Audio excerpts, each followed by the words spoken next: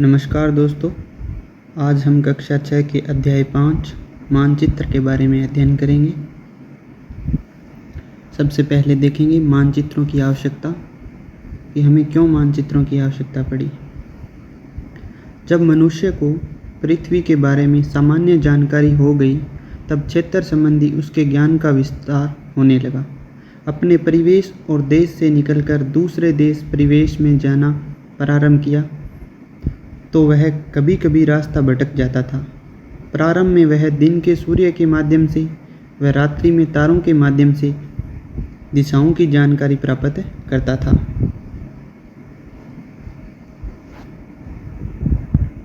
जब मनुष्य व्यापार या अन्य कारणों से देश परिवेश से बाहर जाने लगा तो रास्ते भटकते नहीं और स्थान की सही जानकारी हो, उचित मार्ग का अनुसरण कर सके, उचित रास्ता दूसरों को बता सके।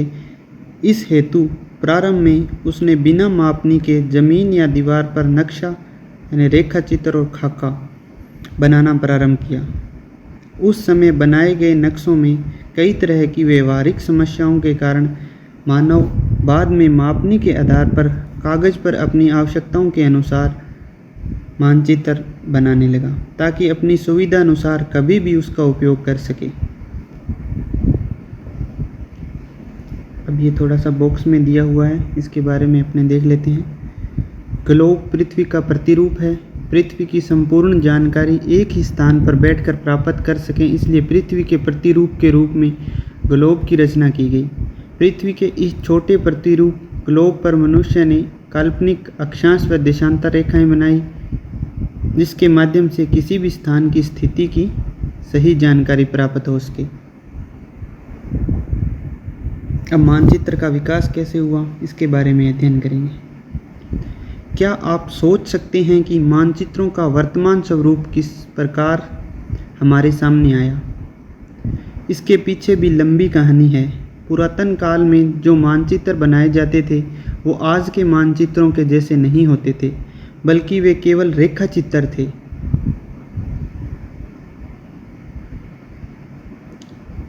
जिनमें किसी भूभाग का वर्णन चित्रों के माध्यम से होता था। इन मानचित्रों की मापनी नहीं होती थी। आज से लगभग 3000 वर्षों से भी पहले मिस्रवासियों ने सर्वप्रथम उपयोगी मानचित्र बनाए, जिसमें नील नदी के आसपास के खेतों को दर्शाया गया। कि लगभग 3000 वर्षों से पहले मिस्रवासियों ने सर्वप्रथम उपयोगी मानचित्र बनाए और उसमें नील नदी के आसपास के क्षेत्र को दर्शाया गया था। मानचित्र बनाने की कला का धीरे धीरे विकास हुआ, जिसमें सर्वप्रथम प्राचीन यूनान के भूगोलवेताओं का बहुत बड़ा योगदान है। हिकेटिस ने अपना मानचित्र ईसा पूर्व 5वीं या 6वीं शताब्दी में तैयार किया था, जो कि भूमध्य सागर के समीप के निवासी थे। तो हिकेटिस नाम के व्यक्ति था जिसने ईसा पूर्व 5वीं या 6वीं शताब्दी में मानचित्र को तैयार किया था। यह घटना उस समय की है जब पृथ्वी को गोलाभ नहीं माना जाता था, बल्कि एक वृत्त के रूप में माना गया था। इस वृत्त के केंद्र में ग्रीस को दिखाया गया था। इस समय संसार को केवल 3 महाद्वीपों यूरोप, एशिया, अफ्रीका में बांटा गया था। एशिया की जानकारी केवल सिंधु नदी के पश्चात तक ही थी। एशिया की जानकारी केवल सिंधु नदी के पश्चिम तक ही थी।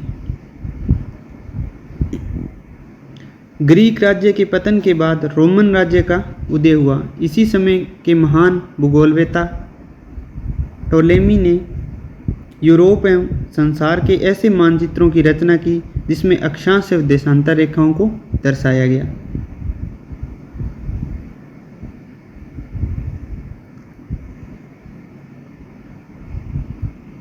महान भूगोलवेता टोलेमी ने यूरोप एवं संसार के ऐसे मानचित्रों की रचना की जिसमें अक्षांश व देशांतर को दर्शाया गया।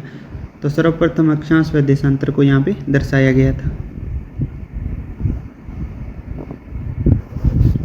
अब यहाँ पर 2 अलग अलग भूगोलवेताओं के मानचित्र को दर्शाया गया, एक तो हिकेटियस द्वारा, एक टोलेमी द्वारा।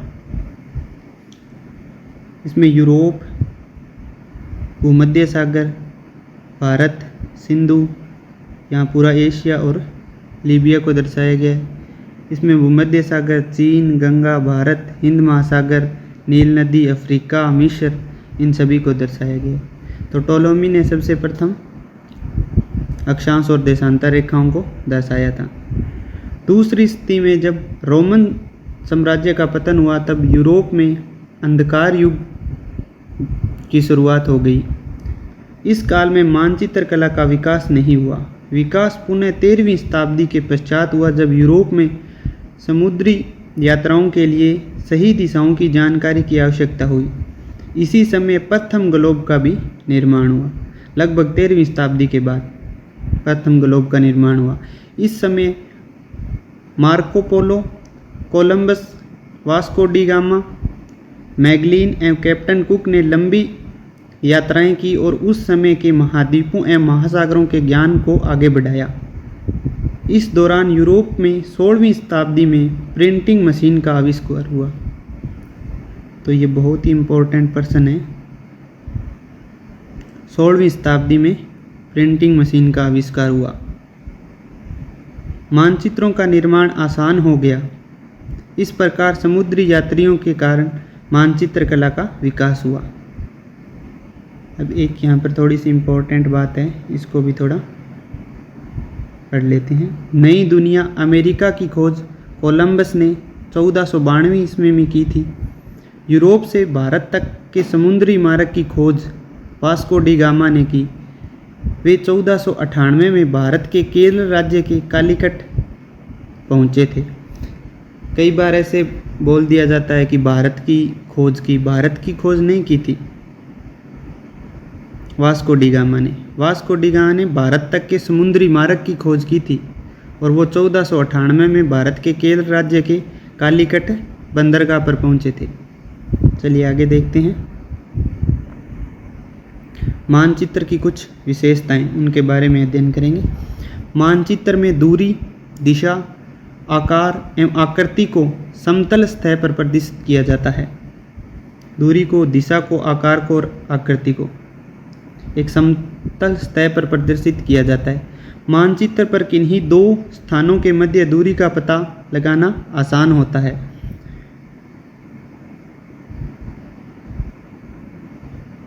दूरी के साथ साथ मानचित्र पर किसी स्थान विशेष की दिशा भी ज्ञात की जा सकती है। मानचित्र पर उत्तर दिशा एक तीर के द्वारा तथा एन लिखकर इंगित की जाती है। तीर का ऊपरी सिरा उत्तर दिशा को तथा इसका विपरीत सिरा दक्षिण दिशा को इंगित करता है। मानचित्र पे हमने देखते हैं लगभग सभी मानचित्रों के ऊपर वाली साइड एन लिखा होता है, जो उसकी उत्तर दिशा को इंगित करता है। मानचित्र पृथ्वी के एक भाग को छोटे आकार में प्रदर्शित करता है। मानचित्र निर्माण में पैमानों का उपयोग किया जाता है। मानचित्रों में रूट चिन्हों का उपयोग किया जाता है। कई बार इनकी विशेषता पूछ लेते हैं, मानचित्र की निम्न में से कौन सी विशेषताएं नहीं है, तो 2-3 विशेषता ये दे देंगे और एक इनसे अलग कोई विशेषता दे। जैसे मानचित्र में रूट चिन्हों का प्रयोग किया जाता है, एक नहीं किया जाता। मानचित्र निर्माण में पैमाने का उपयोग किया जाता है या नहीं किया जाता। मानचित्र पृथ्वी के एक भाग को छोटे आकार में प्रदर्शित करता है। इस प्रकार से कुछ प्रश्न पूछ लिए जाते हैं। ये थोड़ी सी जानकारी और दी है, उसको और पढ़ लेते हैं। मानचित्र पर दो स्थानों के मध्य की दूरी तथा उन्हीं दो स्थानों के मध्य धरातल पर वास्तविक दूरी के अनुपात को पैमाना या मापनी कहते हैं। तो पैमाना या मापनी कैसे कहते हैं कि धरातल पर वास्तविक दूरी और मानचित्र पर दो स्थानों के मध्य की दूरी, इनके जो अनुपात होता है उसे पैमाना या मापनी कहते हैं। यदि धरातल पर दो स्थानों के मध्य दूरी 10 किलोमीटर है और मानचित्र पर इसे 1 सेंटीमीटर से दर्शाया गया है, तो इस मानचित्र का पैमाना 1 सेंटीमीटर बराबर 10 किलोमीटर होगा। तो इसका पैमाना या मापनी क्या हो जाएगी? 1 सेंटीमीटर बराबर 10 किलोमीटर। वो कितना भी दर्शा सकता है, 10 किलोमीटर, 100 किलोमीटर, 500 किलोमीटर, 1 किलोमीटर, और उसमें मान दे देगा कि इसे 1 सेंटीमीटर से दर्शाया गया। उस प्रकार से वो अलग अलग रूप में दर्शा सकता है।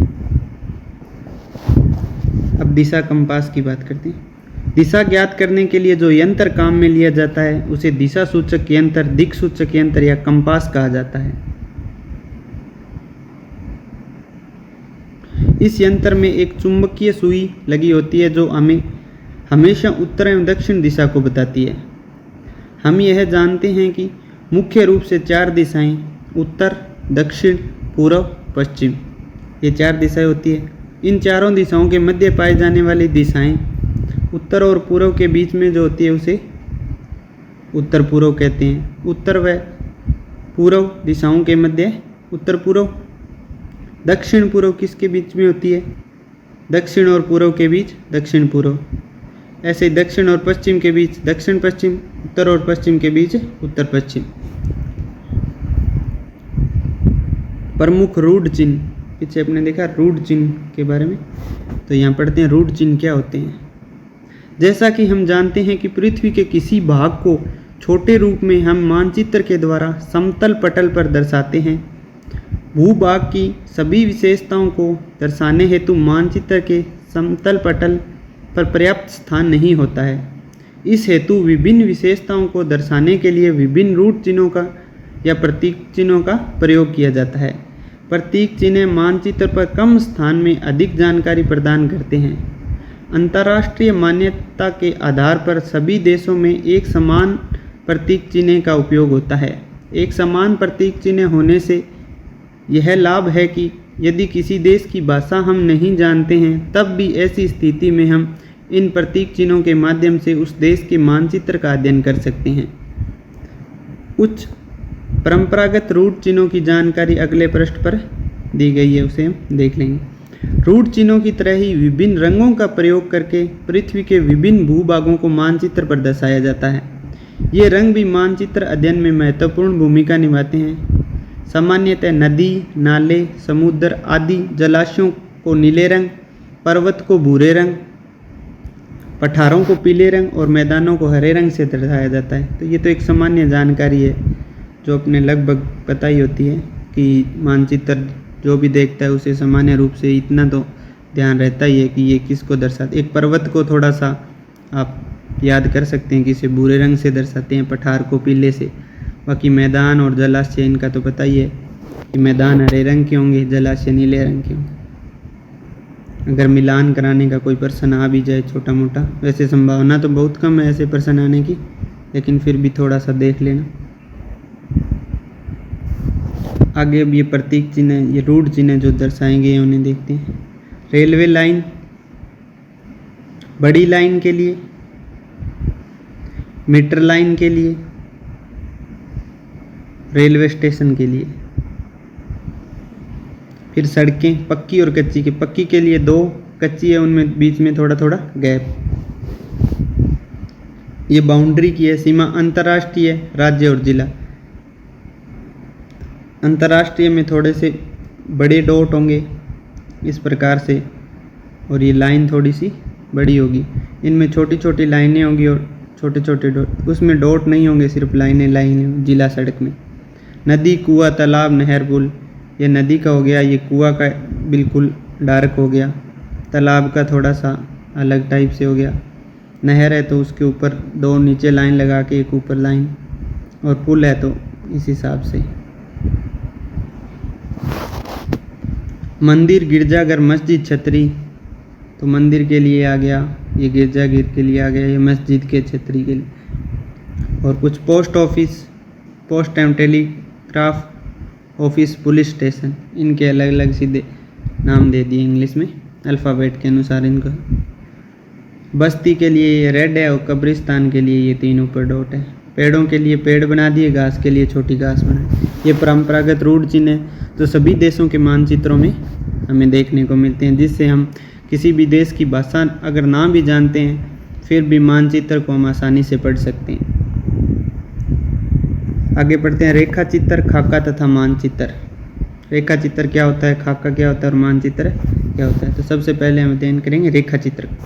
जब किसी मित्र को पहली बार अपने घर बुलाते हैं तो उसे अपने घर का पता समझाने के लिए रेखाओं के माध्यम से कच्चा चित्र खींचते हैं, जिसमें कुछ मुख्य स्थानों को दर्शाते हैं उसे रेखा चित्र कहते हैं। इसमें कुछ मुख्य मुख्य स्थान हैं, उनको दर्शाया जाता है, वो भी किसकी सहायता से? रेखाओं के माध्यम से। रेखा चित्र पैमाने के आधार पर नहीं बनाया जाता, इसमें कोई पैमाना नहीं होता है। अतः रेखा चित्र में दूरियां एवं दिशाएं सही रूप में नहीं दर्शाई जाती, जबकि मानचित्र में दूरियां एवं दिशाएं यथावत सही प्रदर्शित की जाती है। तो रेखा चित्र में क्या होता है? रेखा चित्र में सीधी एक लाइनें खींच दी जाती है, इसका कोई पैमाना नहीं होता है कि 1 सेंटीमीटर इतना है, ये है, उसका ऐसा कोई पैमाना इसमें नहीं होता है। ना इसमें कोई दूरी निश्चित होती है, ना इसकी दिशा सही रूप से निश्चित होती है। एक बड़ा बड़ा आइडिया सा इसमें दिया जाता है। फिर आता है खाका। किसी छोटे क्षेत्र का बड़े पैमाने पर खींचा गया रेखा चित्र खाका कहलाता है। खाके में उस क्षेत्र की अधिक जानकारी दर्शाई जाती है। इसे बनाने में अधिक समय नहीं लगता है। इस खाके का पैमाना 1 सेंटीमीटर बराबर 1 मीटर या इससे कुछ ही अधिक होता है। 1 सेंटीमीटर में लगभग 1 मीटर या 1.5 मीटर 2 मीटर तक इतना दर्शाते हैं, बहुत ज़्यादा पैमाना नहीं दर्शाया जाता है। उदाहरण के लिए आपके विद्यालय भवन का खाका बनाया जाए तो उसमें विभिन्न कमरों की स्थिति एवं उनकी लंबाई एवं चौड़ाई को दर्शाएं। मानचित्र दूरी, स्थिति, दिशा एवं वितरण दर्शाने हेतु उपयोग में किया जाता है। इसमें बिल्कुल एक्यूरेट अपने को जानकारी मिलती है। अब आगे पढ़ते हैं मानचित्रों के प्रकार। मानचित्र कितने प्रकार के होते हैं? ये बस थोड़े से 5-4 इसके अंदर क्वेश्चन है जो इम्पोर्टेंट है, बाकी बस थोड़ा थोड़ा इनका ध्यान होना चाहिए। कई बार ये अगर आता है तो सीधा ही आ जाता है कि दिशा बताने के लिए कौन से यंत्र का प्रयोग किया जाता है या उसकी सुई किस दिशा की ओर होता है। ये तो बिल्कुल मतलब छोटे छोटे प्रश्न हैं जो सभी को आते होते हैं। अब मानचित्रों के प्रकार के बारे में देखते हैं। यहाँ से थोड़ा सा इम्पोर्टेंट क्वेश्चन बनता है, इसे ध्यान से देखें। मानचित्र के कई प्रकार हो सकते हैं, जिसमें कुछ प्रकार निम्नलिखित है।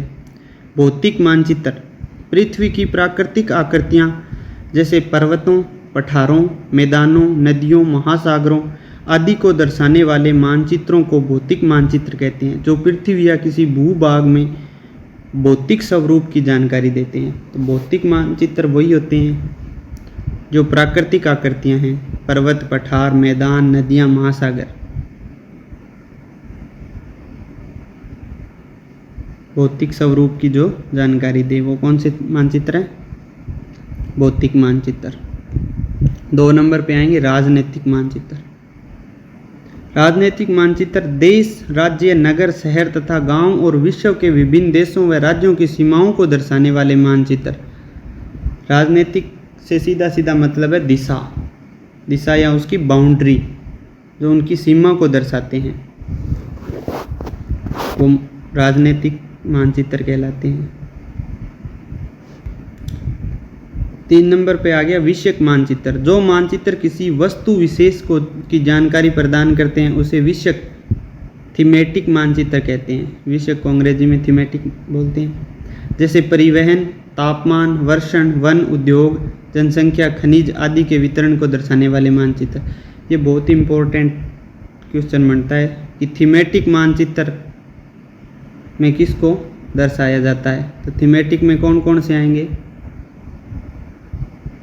परिवहन, तापमान, वर्षण, वन, उद्योग, जनसंख्या, खनिज। लगभग ये प्रश्न तापमान पे पूछा जाता है कि किसी राज्य का, किसी शहर का तापमान कौन से मानचित्र से दर्शाया जाता है, तो उसमें थीमेटिक मानचित्र का प्रयोग किया जाता है। 4 नंबर पे देखते हैं भूसंपत्ति मानचित्र। इन्हें कैडस्ट्रल मानचित्र भी कहते हैं। इन मानचित्रों में छोटे क्षेत्र को बड़ा और विस्तृत दिखाया जाता है ताकि भूमि के उपयोग को जाना जा सके। यह मानचित्र साधारणतः पटवारी के पास होते हैं, जिसमें गांव के खेतों का नक्शा या मानचित्र होता है। इनसे यह पता चलता है कि कौन सी ज़मीन किसकी है।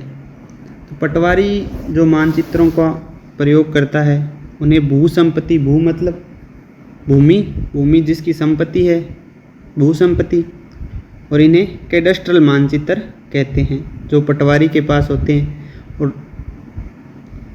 छोटे क्षेत्र को ये बड़ा और विस्तृत दिखाता है, अलग अलग किसका खेत है, किसका क्या है, उसमें क्या क्या चीज़ है, क्या बना हुआ है, क्या नहीं बना हुआ है, इसकी संपूर्ण जानकारी जो हमें मिलती है वो भू संपत्ति मानचित्र से मिलती है। तो मानचित्र के 4 प्रकार अपनों ने देख लिए: भौतिक मानचित्र, राजनीतिक मानचित्र, विषयक मानचित्र और भू संपत्ति मानचित्र। भौतिक में तो जो भौतिक आकृतियाँ या प्राकृतिक आकृतियाँ हैं उनको दर्शाया जाता है। राजनीतिक में देश, राज्य, शहर, गांव, उनकी राज्यों की सीमा, उनको दर्शाया जाता है। विषयक मानचित्र में कोई स्पेशल विषय होता है, जैसे परिवहन का आ गया, तापमान का आ गया, वन का आ गया, उद्योग का आ गया, जनसंख्या का आ गया, उसको दर्शाया जाता है।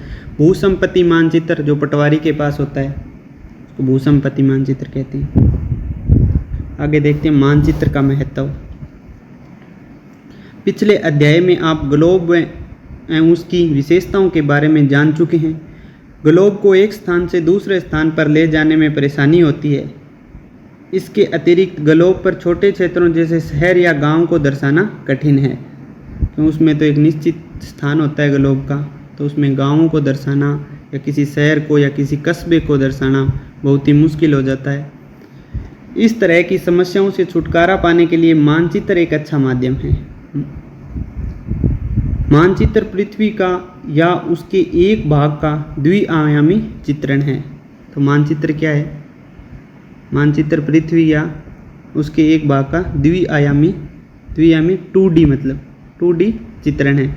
मानचित्र ग्लोब की भांति पृथ्वी या किसी प्रदेश का प्रतिरूप नहीं है, क्योंकि त्रिआयामी वस्तु को द्विआयामी सतह पर बनाते समय कुछ विकृतियां उत्पन्न हो जाती है। आकृति, आकार एवं दिशा में परिवर्तन आने की संभावना रहती है। उदाहरण स्वरूप ग्लोब पर विषुवत रेखाओं से ध्रुवों की तरफ बढ़ने पर अक्षांश रेखाओं की लंबाई कम होती जाती है, लेकिन अधिकतर मानचित्रों में उसी अनुपात में अक्षांश रेखाओं की लंबाई में कमी नहीं दर्शाई जाती है। इस कारण उच्च अक्षांश वाले देशों की आकृति एवं आकार में परिवर्तन आ जाता है।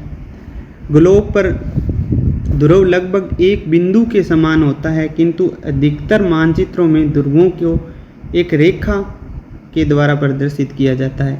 तो ये मानचित्र की कुछ कमियां हैं कि मानचित्र पे उनको सही से दर्शाया नहीं जाता, उसके आकार में, आकृति में, दिशा में थोड़ा बहुत परिवर्तन आ जाता है, क्योंकि 3D जो चीज़ होती है उसको 2D पे हम दिखाएंगे तो थोड़ी बहुत तो त्रुटियाँ संभव है। फिर भी मानचित्र के कई लाभ हैं। ग्लोब की अपेक्षा इन्हें बनाना आसान है, एक स्थान से दूसरे स्थान पर ले जाना आसान है। इनमें छोटे स्थान, गांव, शहर को भी दर्शाया जा सकता है। एटलस विभिन्न प्रकार के मानचित्रों का एक संकलन होता है। तो एटलस क्या होता है? एटलस विभिन्न प्रकार के मानचित्र हैं, उनका जो संकलन है उन्हें क्या बोलते हैं? एटलस, जो हमें विस्तार से जानकारी प्रदान करते हैं। इस कारण दैनिक जीवन में मानचित्रों का उपयोग ग्लोब की अपेक्षा अधिक होता है। ये थोड़ा छोटा सा चैप्टर था जिसको अपनों ने लगभग पूरा कर लिया, बस शब्दावली रही है। ग्लोब क्या होता है? पृथ्वी का प्रतिरूप या मॉडल। विषयक मानचित्र किसी विशेष तथ्य की जानकारी प्राप्त हो, जैसे वर्षा हो गया, तापमान हो गया, जनसंख्या हो गया। दिक्सूचक यंत्र, दिशा बताने वाले यंत्र को दिक्सूचक यंत्र कहते हैं, इंग्लिश में बोले तो कंपास। रूढ़ चिन्ह, परंपरागत मान्यता वाले चिन्ह जो सभी देशों के लिए लगभग समान होते हैं, जिनसे हम मानचित्र पर आसानी से मानचित्र को समझ सकते हैं, पढ़ सकते हैं। कैडेस्ट्रल क्या होता है? भू संपत्ति मानचित्र का इंग्लिश में नाम कैडेस्ट्रल है, जो पटवारी के पास होता है। आगे कुछ क्वेश्चन है, देख लीजिए। दिक्सूचक यंत्र की सुई हमेशा दर्शाती है, तो कौन सी दिशा को दर्शाती है? ये उत्तर दिशा। वास्को डी गामा ने किस देश तक आने के लिए समुद्री मार्ग की खोज की? भारत तक। ग्लोब क्या है? पृथ्वी का प्रतिरूप है। वास्को डी गामा भारत के कौन से राज्य में आए थे? केरल राज्य के कालीकट। इस प्रकार से जो भी आगे प्रश्न है उनको आप देखें। अगर आपको ये वीडियो अच्छी लगी तो इसे ज़्यादा से ज़्यादा शेयर करें, और अगर अभी तक आपने चैनल को सब्सक्राइब नहीं किया है तो प्लीज़ आप चैनल को भी सब्सक्राइब कर लें। धन्यवाद।